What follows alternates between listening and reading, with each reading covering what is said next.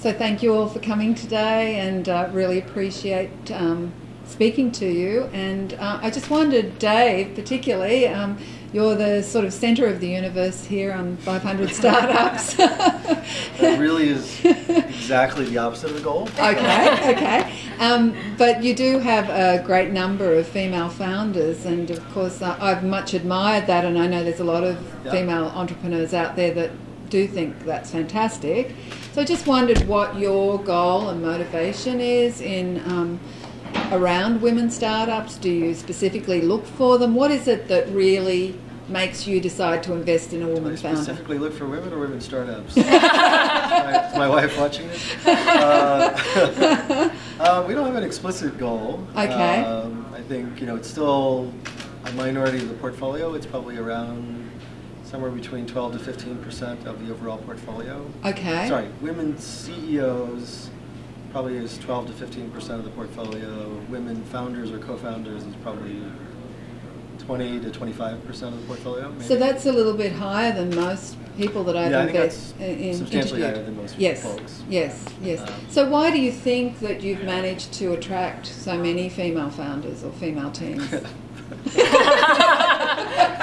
Is it just your natural charisma?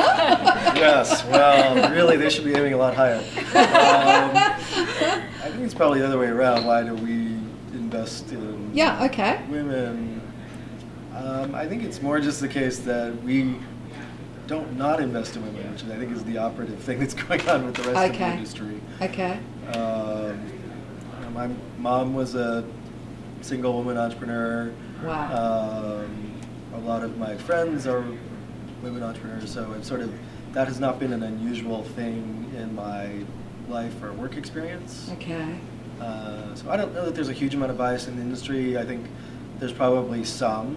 I don't think it's so tremendous, at least, well, let me say, in Silicon Valley at least, there's not so much gender bias that I think it's an insurmountable issue. In other countries or other regions, it may be more of an issue.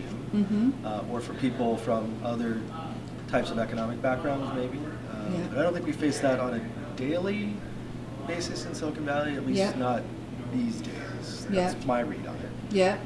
But I think there's probably still some bias for just investing in what you know, and a lot of VCs tend to be, white males from finance and MBA backgrounds, and they invest in other white males from finance or MBA backgrounds. Yes. Or they invest in, nerds with glasses who come from MIT. And there's nothing really biased about that, other than just you kind of invest in the things that you know. Yes. So for me, I grew up around, my mom who was an entrepreneur, other people who were from India or from Asia or from wherever. So we have a lot of other international folks in the portfolio, not just women minorities, but a lot of other connections. And and it's still a minority. So I mean, it's not like we're probably still more than 50% white male founders. Okay. That's somewhat based on just the market. Yeah. Okay. But I think we've, as we've sort of gotten experience with women as founders and CEOs, we've gotten more comfortable with that. And now I would say I do look for it because it's an advantage. Okay. And I think I've probably said this to a couple of people, which is my intent is to corner the market on awesome, smart women founders, because there are plenty of them out there. And right now, if there is any bias whatsoever, we'd like to selfishly take advantage of that. Sorry about that. Fantastic. I guess the other thing that's a little odd, you can cut this out if you're not comfortable with the statement. I think we have 7 or 8 couples that we've invested in. And that's unusual too. Very unusual. Yeah. I think at least half of them are women CEO, husband, CTO. Okay. Interesting. Some of our more successful companies, actually. Interesting. Wow. Fantastic. You can draw all sorts of conclusions from that if you want, but I'll leave it there. It's just again, something we have not shied away from. And you're taking advantage of the reticence on other investors' parts. Definitely, other investors don't want to invest in they don't couples, married or not. Yep, I've heard that. Yeah. And I think our general perspective on anything other people are afraid of is an opportunity for arbitrage for us. Very good.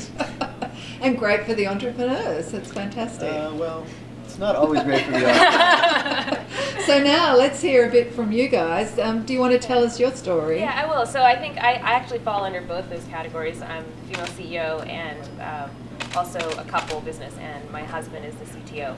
And I think that actually, I mean, I've never heard Dave say that, you know, he sees it as an arbitrage opportunity. But I think I had that hunch.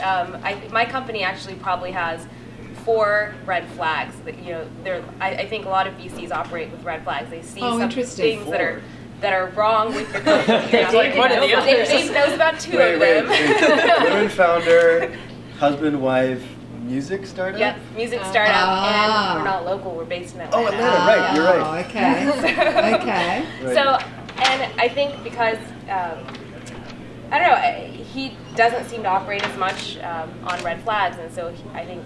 Or I operate because of red flags. he's just a revolutionary waiting to happen. Well, yeah, so he sees a lot of opportunities that I think a lot of other investors don't. Great. And that's, you know, it makes a lot of sense to me as an investor. So that's a win-win for him and win-win for you guys. Yeah, yeah, fantastic. And can you tell us briefly about your startup? Yeah, so my startup is a music startup. We develop intelligent music apps. The company is called Kush. And basically what intelligent music apps means is we use artificial intelligence to help people make music. Wow. We believe that everyone has the ability to express themselves creatively through music, but a lot of people don't know that, and a lot of people are intimidated by it. And so our goal is to use technology to make that easier. Fantastic. Can I show them the app? Yeah. So this is a song that my 4-year-old recorded. It's one of my favorites.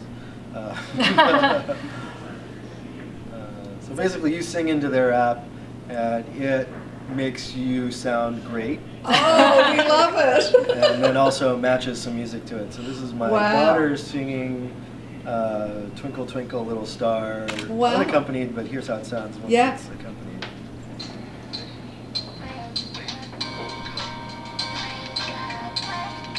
Wow.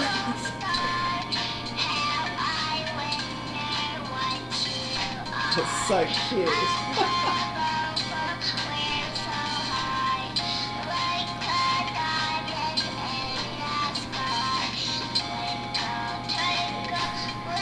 Right.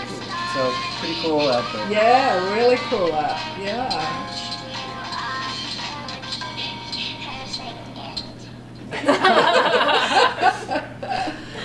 And so tell me, when you hear something like that, that's why. Fantastic. Yeah, no, it's brilliant. So tell me a bit about your startup, you guys. Well, our story actually goes kind of way back. So Jennifer and I are best friends from middle school and high school. We met the day before 6th grade here in the Valley. Wow. And we got introduced to the whole startup world through Jennifer's cousin when we went to help him out at his startup during the 90s for a few days. We didn't do anything earth-shattering. We built chairs with him, I think. But we were both hooked. So fast forward several years later, and so last year I had just come out of doing a startup that failed with a different friend of mine. Actually, we had pitched to Dave, and he did not invest, but for the better, actually, because one of the things that I learned from that was we didn't have any users, like we didn't have a market at all. And so you were able to fail quickly, which apparently is a good thing. Well, we were able to fail, but it wasn't as quick as it should have been. and so after that failed startup, when Jennifer and I teamed up for I guess me to give it a second shot, like we thought, well, all right, the way I did it the first time around was wrong. Why don't we go at it from a different approach, which was make sure that you have a market first. So we started doing these quick web experiments in different interesting areas and betting on the ones that were, you know, showing promise, and then folding effectively our hands, if you will, that were not going well, our web experiments that were not doing well, we just canned altogether. And from that, we built out a couple of profitable niche websites, and a couple different areas. But from that experience, we also were talking with new web entrepreneurs about how we were doing this, and then one thing led to the next. People were asking us all these questions about how we did this, and so we said, maybe we can build out tools to help new web entrepreneurs, like make sure that they have a market, validate the market. So that's what we do with LaunchBit, which is our startup. How amazing. So you've sort of used your failure as the start of a new business. Yeah, it's helped us figure out how do you find out if you have a market quickly. Yeah, fantastic. And sorry, what's the name of your startup? It's called LaunchBit, like okay. launching bit by bit.